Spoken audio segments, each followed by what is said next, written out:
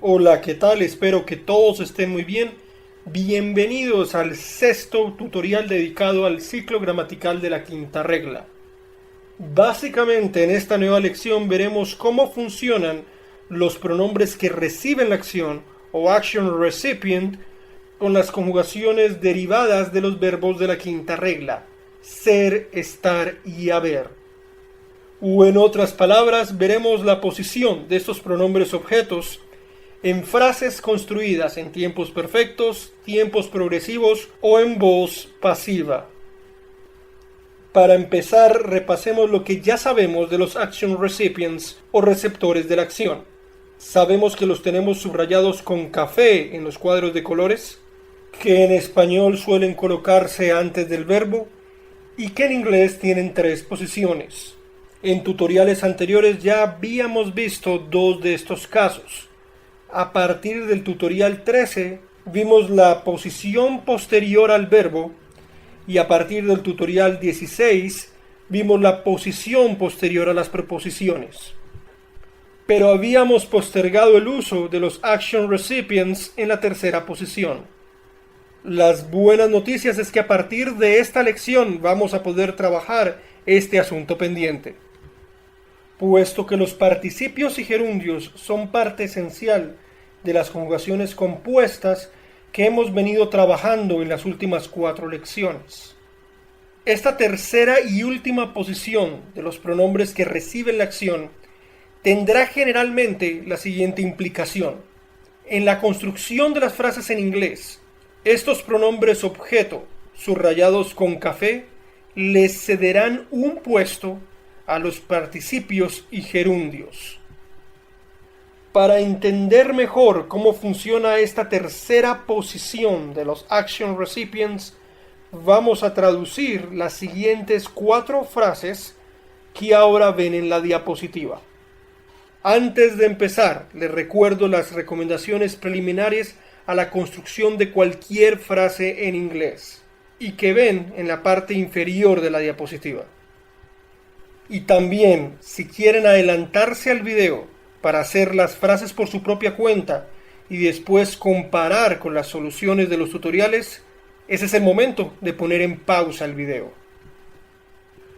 Empecemos entonces con la traducción de la primera frase. Para comenzar, debemos determinar cuál es el verbo conjugado y principal en la oración. En pantalla vemos 3 verbos: ha, permitido y motivar. Descartamos motivar porque se encuentra en infinitivo. Y veamos algunos cambios de tiempo gramatical para definir cuál de los otros 2 verbos es el principal y conjugado de la oración. Ahí tienen en la diapositiva esta misma frase en tiempos pasado, futuro y condicional. Como el participio permitido no varió con los cambios de tiempo gramatical, el verbo principal y conjugado es ha. Si ustedes recuerdan bien, la conjugación ha se encuentra subrayada con verde en sus cuadros de colores en español. Esta conjugación corresponde al presente del verbo haber, lo que implica que la frase que vamos a traducir está en presente perfecto. También hay que tener en cuenta que esta conjugación subrayada con verde pertenece a un verbo incluido en la quinta regla, es decir, un verbo que no se puede combinar con auxiliares.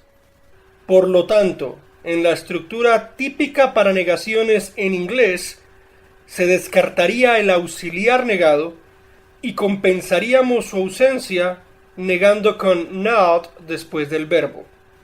El primer elemento a traducir de la frase es el sujeto, el agente que realiza la acción de no permitirme motivar. En la frase original de español tenemos un sujeto compuesto que incluye un nombre propio, Irene. En inglés, la presencia de este nombre propio hace innecesario el uso del artículo la. Pero para entender mejor esto, veamos el asunto desde la perspectiva gramatical del español. Con los siguientes ejemplos veremos por qué es redundante el uso de los artículos el y la con nombres propios individuales y singulares.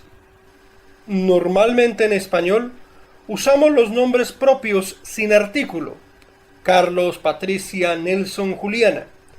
Y esta falta de artículo nos da la impresión de que se va a decir algo bueno o algo neutral con respecto a estas personas. Sin embargo, cuando acompañamos con artículo estos nombres singulares e individuales, el contexto tiene otro matiz. Cuando alguien dice el Carlos, la Patricia, el Nelson, la Juliana, se denota un uso peyorativo y despectivo, o que se va a decir algo desagradable con respecto a estas personas. Quiero hacer un corto paréntesis con respecto al inglés. Esta combinación peyorativa y despectiva no existe en el inglés. Volviendo al español, sin embargo, estos artículos siempre son necesarios en español cuando agregamos algún adjetivo. Y contradictoriamente, estos artículos pierden su matiz negativo, incluso cuando los combinamos con cualidades positivas. El generoso Carlos, la amable Patricia, el educado Nelson, la simpática Juliana. Para concluir este asunto, en inglés la gramática es más consistente y coherente. Nunca combinamos artículos con nombres propios, pero en español algunas veces sí los combinamos, otras veces no. En fin, la traducción del sustantivo al inglés es Shy Irene. Después de escrito el sujeto, vendría el verbo seguido de la negación not. Recuerden que este verbo es de la quinta regla y se encuentra subrayado con verde en sus cuadros de colores. En inglés se traduciría hasn't. Chuliemos entonces todo lo que ya hemos traducido para identificar las palabras que quedan pendientes, es decir, los complementos.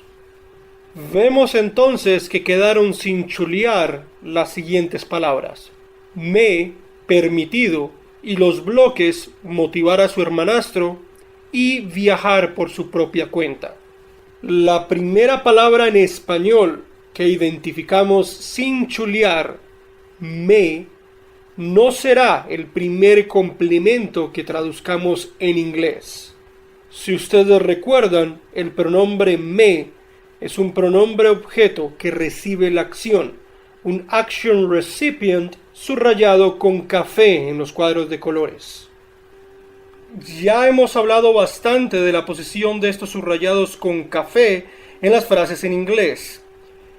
Y hemos hecho varias frases en tutoriales anteriores usando la primera y segunda posición de los action recipients. En esta nueva serie de tutoriales vamos a trabajar con la tercera posición, después de los participios y gerundios. En la frase original en español tenemos un participio, permitido. Esta tercera posición determinará en inglés el lugar en la frase, tanto del subrayado con café como del participio permitido. Con palabras más sencillas, el action recipient subrayado con café le cederá un puesto al participio permitido. Es decir, permitido será nuestro primer complemento y nuestro segundo complemento será el pronombre objeto me. Entonces, en inglés, este pedazo se diría allowed me. El tercer complemento responde a la pregunta ¿qué no me ha permitido hacer Irene? El bloque en la frase original en español que responde a esta pregunta contiene un posesivo subrayado con naranja en sus cuadros de colores. En el contexto de la frase, Irene es la poseedora del hermanastro. Irene es un sujeto ubicado en la tercera persona del singular. Por lo tanto, en inglés usaremos el posesivo femenino de este recuadro. Este pedazo se traduciría al inglés to encourage her stepbrother. Y el último complemento de la frase responde a la pregunta ¿a qué motivaría a su hermanastro? El bloque en la frase original en español que responde a esta pregunta también contiene el posesivo su, pero en este caso no hace referencia a Irene, sino al hermanastro de Irene. Este hermanastro es un sujeto de la tercera persona del singular, y como no es un sujeto femenino, usaremos en inglés el posesivo masculino de este recuadro. Otro pequeño detalle es que la traducción de propia cuenta al inglés solamente requiere una palabra, y este último complemento en inglés se diría to travel on his own. Para terminar, la frase completa en inglés: Shy Irene hasn't allowed me to encourage her stepbrother to travel on his own. Muy bien, ya pueden ver en pantalla una nueva frase para traducir, en la cual vemos dos verbos. Y para poder identificar cuál de ellos es el verbo principal y conjugado, hagamos algunos cambios en el tiempo gramatical. Ahí pueden ver la frase en presente, en futuro y en condicional. El gerundio preguntando permaneció invariable a pesar de los cambios de tiempo. Por lo tanto, el verbo conjugado y principal de la frase es estuvieron. Y por cierto, esta combinación del pasado de estar con un gerundio se conoce como pasado progresivo o continuo. Recuerden también que estar en pasado es un verbo de la quinta regla. Por lo tanto, tenemos que descartar el uso del auxiliar. Y en inglés compensamos la ausencia del auxiliar intercambiando la posición del sujeto y el verbo en la estructura interrogativa. Ya para empezar con la traducción de la frase, dense cuenta que esta pregunta no se contestaría con sí o con no, se contestaría con información. Por lo tanto, comenzaríamos con la cláusula interrogativa, que en inglés se traduciría how insistently. Después de escribir la cláusula interrogativa, pasaríamos a traducir el verbo, cuyo correspondiente en inglés también se encuentra subrayado con rojo en sus cuadros de colores, es decir, where. El siguiente elemento sería el sujeto, es decir, quienes ejecutan la acción de estar preguntando, y en la frase original en español, el sujeto incluye el posesivo sus. Y aunque ya hemos visto que ese posesivo tiene 5 posibles correctas traducciones, vamos a interpretarlo como si correspondiese a la segunda persona del plural, es decir, ustedes. Usando el posesivo correspondiente a ese recuadro del cuadro de colores, el sujeto se diría en inglés your coworkers.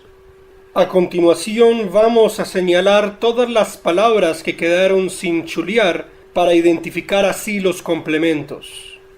Sin chulear quedaron las siguientes palabras: el pronombre les, el gerundio preguntando y el bloque sobre sus anteriores empleos.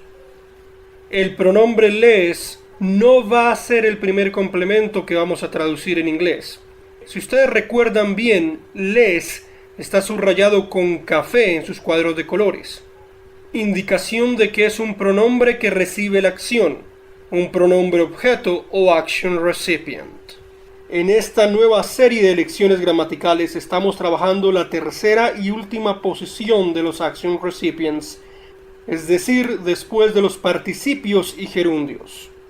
En la frase original en español tenemos un gerundio, preguntando. Como consecuencia de la regla, el pronombre les y el gerundio preguntando van a intercambiar sus posiciones en la traducción al inglés.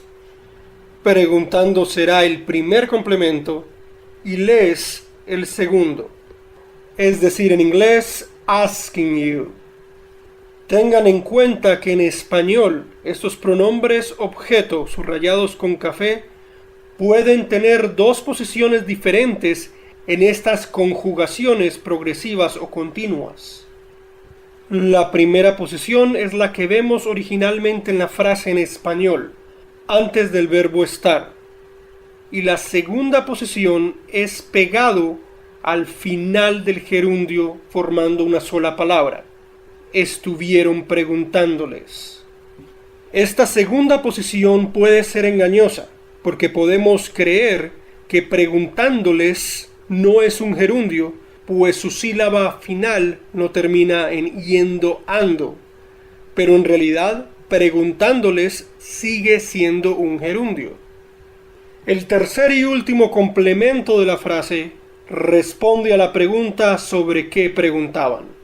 El bloque que responde a esta pregunta originalmente en español contiene el posesivo sus, y vamos a seguir interpretándolo como si correspondiese a la segunda persona del plural. Es decir, este complemento en inglés se diría about your previous jobs.